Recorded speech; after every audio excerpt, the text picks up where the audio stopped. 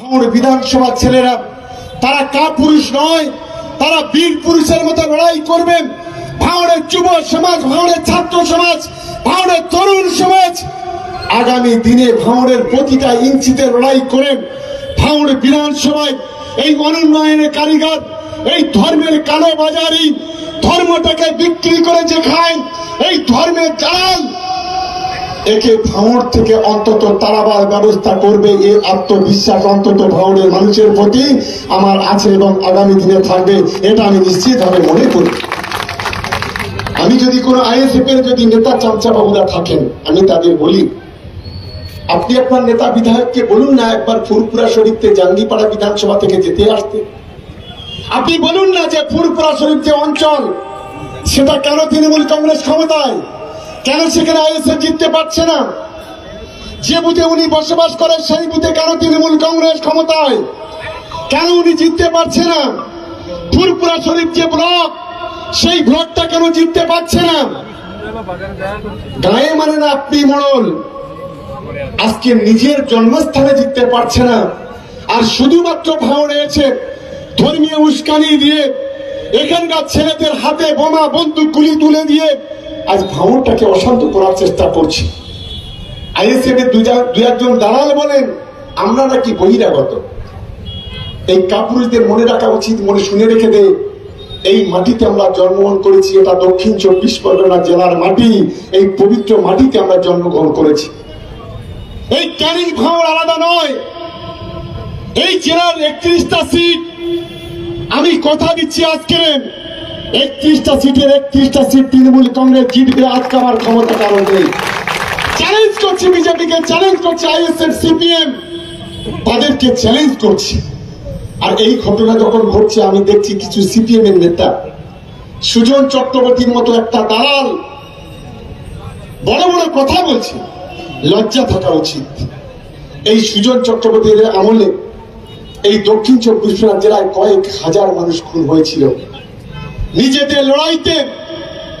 এই দক্ষিণ 24 পরগনা জেলায় সিপিএম আরএসপি লড়াইতে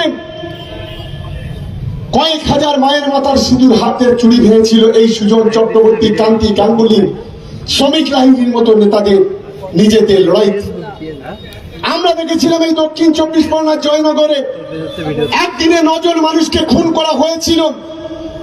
সেই খুনের সময়ে ছেলেকে খুন করে তার রক্ত দিয়ে তার মাকে তার ভাই, আগামী দিনে দাঙ্গাবাজদের বিরুদ্ধে লড়াই, এই লড়াই আগামী দিনে বাংলার যারা শত্রু তাদের বিরুদ্ধে লড়াই, এই লড়াই বহিরাগতদের বিরুদ্ধে লড়াই, এই লড়াই খুনিদের বিরুদ্ধে লড়াই, এই লড়াইতে আমাদের আগামী দিনে মাথা উঁচু করে সিটটা সোজা করে লড়তে হবে। মমতা বন্দ্যোপাধ্যায়, অভিষেক বন্দ্যোপাধ্যায়ের হাতটাকে শক্তিশালী করতে হবে। আমি নিশ্চিতভাবে মনে করি রক্ত মাখা ভাত খাওয়াতে বাধ্য করা হয়েছিল, তখন নেতা সুজন চক্রবর্তী, নেতা কান্তি গাঙ্গুলি, নেতা শ্রমিক লাহিড়ী, শান্তি ভট্টাচার্য, সমীর পুতুদুন্দুরা, রেজ্জাক মোল্লারা তখন নেতা। আজকে তাদের মুখ থেকে কি কথা শুনছি? ভূতের মুখে রাম নাম। পুরো আইএসএফ কে মদত দিচ্ছে সিপিএম প্রতিটা মুহূর্তে। আমি এখানে যারা ভাঙড়ে যারা সিপিএম আছে তাদের বলি, আপনারা জোট করেছিলেন আইএসএফ এর সঙ্গে, কি মর্যাদা পেয়েছেন, কি উন্নয়ন পেয়েছেন? আপনাদেরকে তো কোনোদিন 4 পয়সা মূল্য দেয়নি। আপনারা কখনো লোকসভায় কখনো বিধানসভায় আপনারা তো এই আইএসএফ কে সমর্থন করেন, তার বিনিময়ে আপনারা কোনো মূল্য পাননি। আমি তাই বলি আপনাদের 4 পয়সার নেতা তুষার ঘোষ থেকে সুজন চক্রবর্তী, এদের কথা ভাঙড়ের মানুষকে সিপিএম কে বলবো শুনবেন না, তৃণমূল কংগ্রেসের পাশে থাকুন। আর আগামী দিনে এই সাম্প্রদায়িকতার দালাল কালোবাজারি নৌসাদকে ভাঙড় থেকে উৎখাত করার জন্য ভাঙড়ের সর্বস্তরের মানুষকে এক হওয়ার জন্য আবেদন করব। সাথে সাথে রাজ্জাক খানের যারা খুনি, সেই খুনির দৃষ্টান্তমূলক শাস্তির ব্যবস্থা করার জন্য আমি অনুরোধ করব।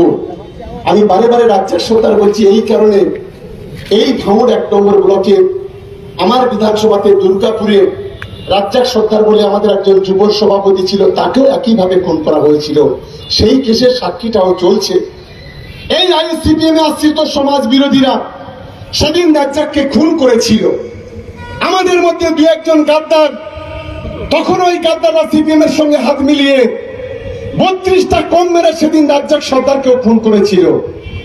এই ক্যানিং 2 নম্বর ব্লকের মানিক ভাই ছিল আমাদের ব্লক সভাপতি, তাকেও খুন করেছিল। আজকের এই খুনিরা কেউ রেহাই পাবে না। যতই চেষ্টা করুক, যতই বিষয়টাকে নওশাদ ঘুরিয়ে দেওয়ার চেষ্টা করুক, আমি কলকাতা পুলিশ কমিশনারের কাছে অনুরোধ করব, একদিকে খুনিদের শাস্তি আর গোটা ভাঙড় জুড়ে চিরুনি তল্লাশি, এই দুটো বিষয়কে সামনে রেখে ভাঙড়কে মুক্ত করতে হবে। এটা আমরা দলের পক্ষ থেকে আমাদের আবেদন করছি। কি সবাই একমত? জোরে বলতে হবে একমত।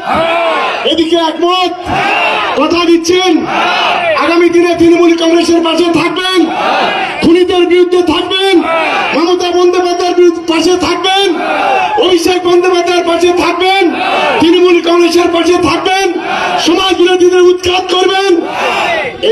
এই শপথ আপনারা সকলে নিন।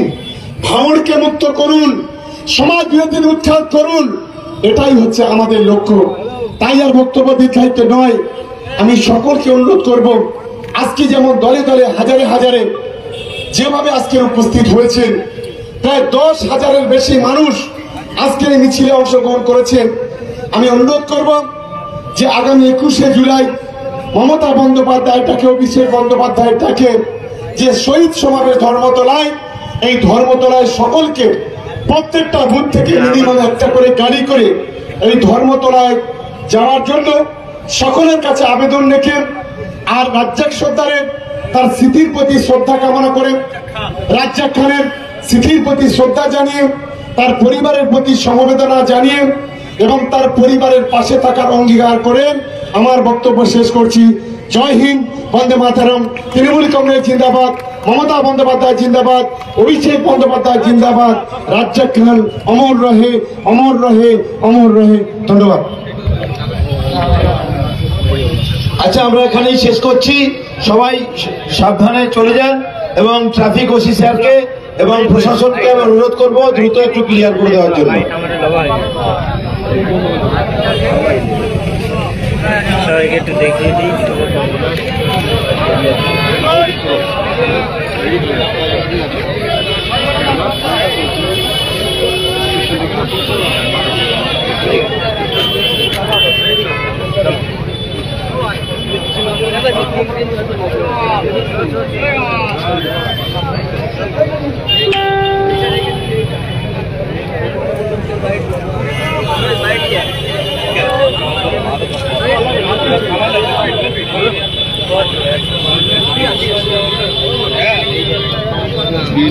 वीडियो है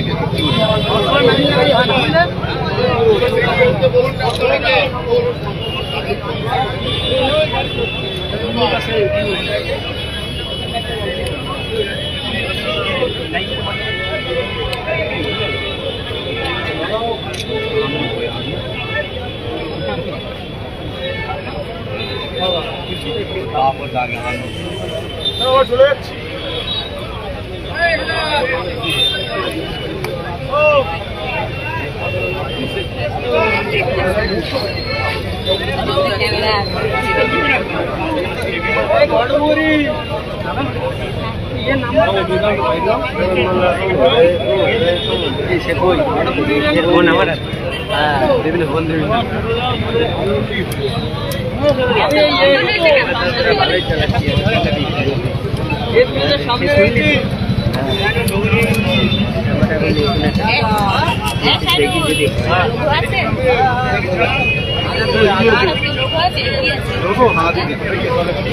लोग आते हैं